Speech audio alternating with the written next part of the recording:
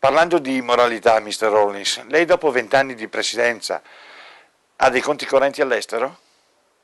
As I sit here now, I am opening. My wife and I are trying to open an account, in Europe. One, because we're also setting up a foundation. But you better listen to me carefully. Until I left all my life, together with that of my wife, until I left office, schooling, officer, and until I left office in the year 2000,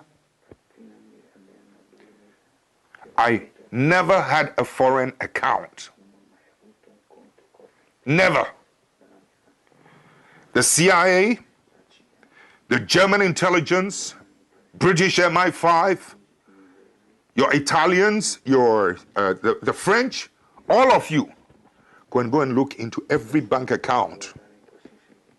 And to tell the world whether my wife and I ever had $1, 1 penny, anywhere, in any bank, in any part of the world before I left office. I never did. Interestingly, and it never occurred to me, I had no desire for it. The only time it struck me that I needed a foreign money was when my wife was ill. And it was a situation we could not deal in my country, in Ghana. And we looked for the most affordable place, which was in a university in Europe. That was the first time I suddenly realized how naked I was in terms of, I couldn't even save my wife's life, a very noble lady who had been through trying times with me. That's when I started calling around the world, friends, can you help, etc. So, having no account, oh, by the way, before I left office, we knew she was going to have this operation, so we had even put a little money aside. I think it was about $22,000 it was going to cost us. My wife is asthmatic, and over the years, it has developed its side effects, both in her intestines and other complicated places. So it was going to be quite an expensive, this thing. And you listen to me carefully. I was looking around the world, anybody help me? It's not for myself, I have no account. This is the address of the hospital. This is how much it's going to cost.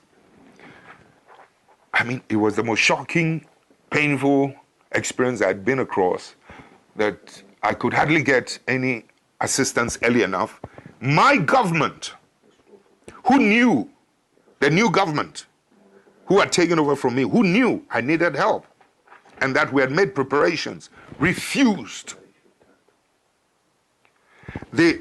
On the last day before we were to leave, she was supposed to be on the operation table on the 22nd of a certain month.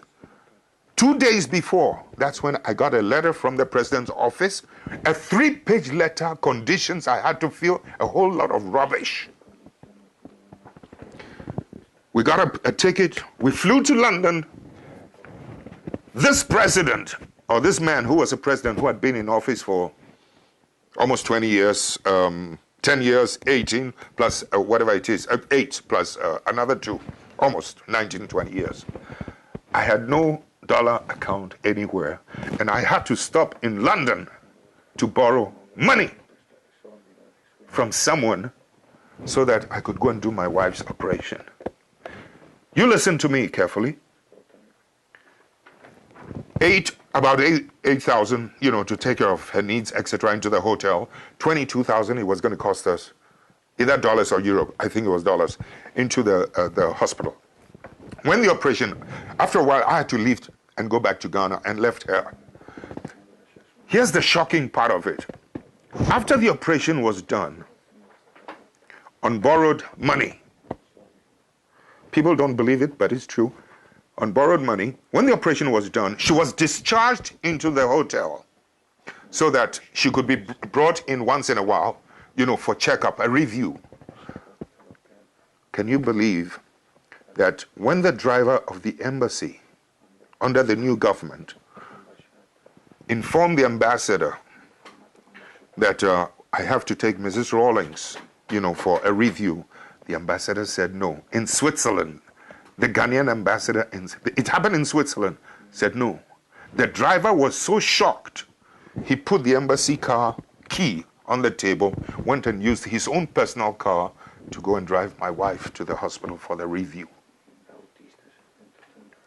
This is the kind of vicious petty-mindedness that you can sometimes run in parts of the world in terms of my relationship with this character that, your Western powers or the Western powers have promoted, and they are trying to sanitize his image as if he's the cleanest, finest head of state in Africa. It's absolute rubbish. He's a criminal. He's a thief. He went around telling the world, wrote a letter to every bank around the world that I had stolen suitcases of money into bank accounts. I was trying to kill him, make a coup. I had stolen 19 cars, etc. All of them were false. I will not tell you something that the bank... It took 3 months for me to be able to open a bank account through somebody. Finally, when the bank manager was going to open that account for me, do you know what he told his Swiss friend? You can come and do it. Every day he goes there. Is it open? Is it open? Is it open? Finally, after 3 months, the man told my friend that he is one of the few African heads of state who does not own a foreign account. You can now come and open the account for him. I mean, the point I'm trying to make is, look at the difficulty I had from my own government, from outside. But then the other side of it is that to be so mean that not even the driver could send my wife for a review. That ambassador, for being so, he was so mean, the government withdrew every protocol facility as a former head of state. I have to carry my own suitcases, never mind. They even tried to get Swissair not to give me protocol. And Swissair told them, hey, you don't do that. They tried to campaign with other governments. Don't give this man protocol facility, etc. And yet, I'm supposed to have been the man who turned the situation round in Ghana, in West Africa. So in effect, what I'm trying to say is that we've had a pretty rough time, but the more you show hatred towards your opposition, sometimes towards us, the more you get promoted in some parts of the world. It's not healthy. I mean, we must begin to stop treating oppositions and ourselves as enemies. We must begin to rather engage in constructive relationship, constructive criticism, and not attempt to destroy and to see the opposition as your enemy to be destroyed. I mean, factories we don't have time. 2 hours, 1 hour is not enough. 30 minutes is not enough for you and I. I need 9 hours. I need 8 hours to wake you up in Italy, in Europe, to the problems we're going through in Africa. Yes.